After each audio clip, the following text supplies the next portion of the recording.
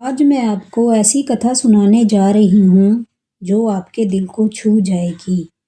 राम जी के राज्याभिषेक में क्यों हंस पड़े लक्ष्मण जी। जन्म के तुरंत बाद लक्ष्मण रोते रहे और केवल तब चुप हुए जब उन्हें राम के पास रखा गया। उस दिन के बाद उन्होंने राम जी का साथ कभी नहीं छोड़ा। विश्वामित्र के यज्ञ की रक्षा दोनों ने साथ में की और वनवास में भी लक्ष्मण ने राम का साथ दिया।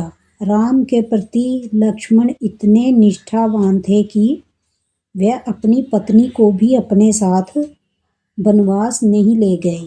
सीता की तरह उर्मिला भी वनवास में अपने पति के साथ जाना चाहती थी, लेकिन लक्ष्मण ने ये कहकर उनसे ऐसा ना करने की विनती की कि मैं भैया राम और भाभी सीता की देखभाल में इतना व्यस्त रहूँगा कि आपकी देखभाल नहीं कर पाऊँगा। वन में पहली बार रात लक्ष्मण ने जाकर राम और सीता की रक्षा की।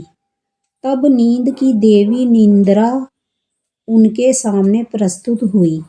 लक्ष्मण ने देवी से उन्हें 14 साल के लिए अकेला छोड़ने की विनती की ताकि वह दिन रात अपने भाई और भाभी की रक्षा कर सकें।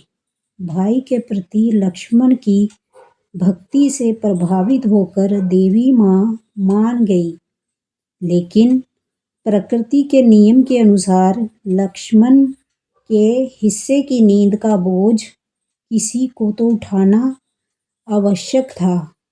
इस पर लक्ष्मण बोले, मेरी पत्नी उर्मिला के पास जाकर उसे इस स्थिति के बारे में अवगत कराएं।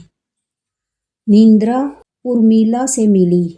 उर्मिला ने सिर झुकाकर उनसे कहा, मुझे मेरे पति के हिस्से की नींद 14 साल तक दें ताकि वह बिना थके पूरे समय तक जाग सकें।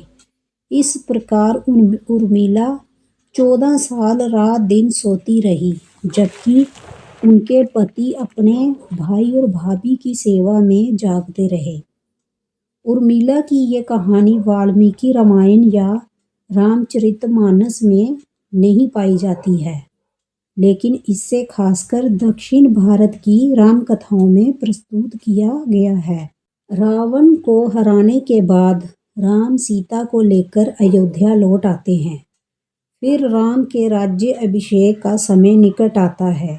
जब मंत्र उच्चारे जाते हैं और राम के सामने मुकुट लाया जाता है, तब लक्ष्मण हंसने लगते हैं। इससे हर कोई चौंक जाता है। अनंत कोई दरबारी लक्ष्मण से उनकी हंसी की वजह पूछ लेता है। तब लक्ष्मण कहते हैं, मैंने पिछले 14 सालों से इस क्षण की प्रतीक्षा की है।